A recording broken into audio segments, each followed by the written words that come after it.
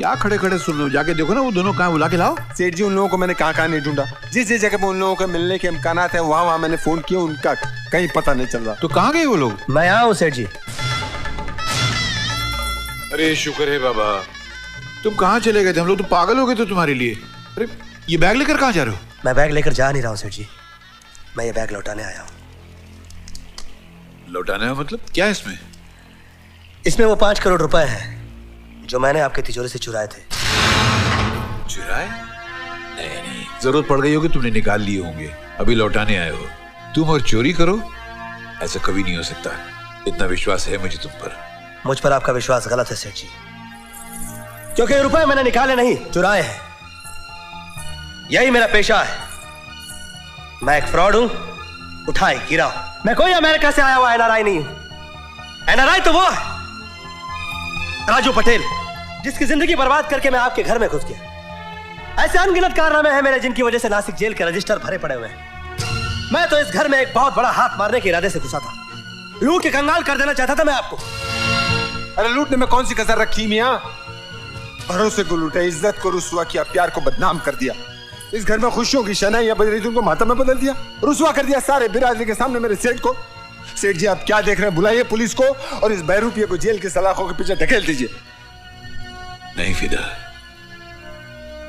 अगर यही सब कुछ करना होता तो ये मैंने उसी दिन कर दिया होता जिस दिन इसने मेरे घर में पहला कदम रखा था।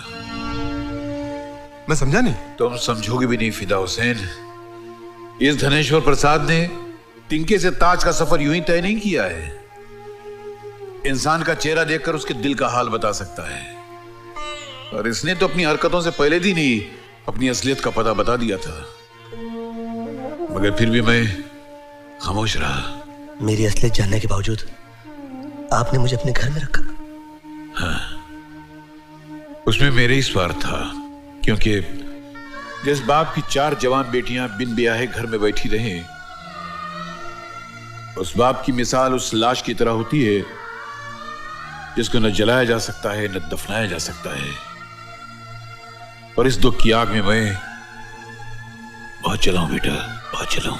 लेकिन तुमसे मिलने के बाद मुझे ऐसा लगा, लोहा लोहे को काटता है, जहर जहर को मारता है। तुम ही हो जो मेरी सर चढ़ी बेटियों को सुधार सकते हो, और तुमने मेरी शक्ति को विश्वास उस दिन दिया जिस दिन तुमने दुर्गा को सुधार दिया। मैं चाहता तो तुम दोनों की शादी करा सकता था, लेकिन तुम्हारी वजह से मेरा लालच और बढ़ गया।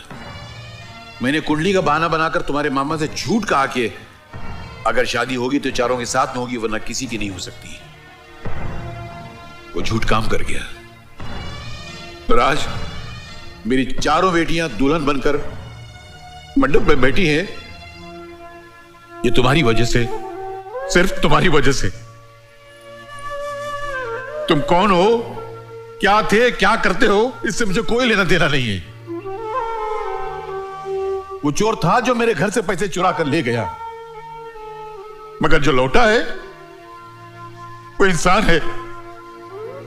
और इसके बारे में मैं सर उठाकर सारी दुनिया से कह सकता हूं कि ये मेरा दामाद है, ये मेरा दामाद है।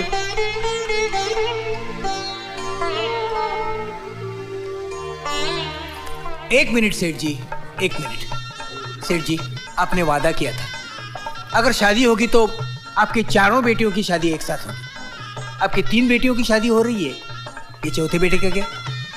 अंकल जी, मैं भी सुधर गया हूँ और मामा जी भी बदल गए सेठ जी। आई मीन सेठ जी।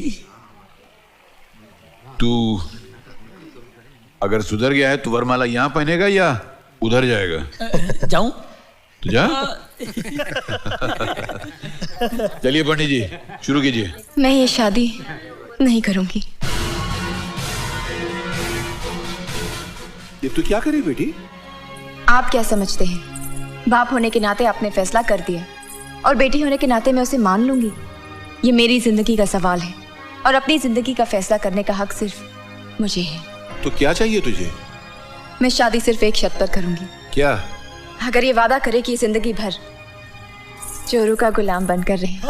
नहीं, मेरा हंसने का मतलब क्या है ने कि शादी के बाद में ना बादशाह बन के वही रह सकता है ने जो जोरू का गुलाम बन के रहे।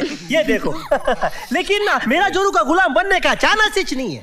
क्यों? लेकिन तेरे को खुश करने के लिए कभी कभी ट्राई करूंगा। बताओ।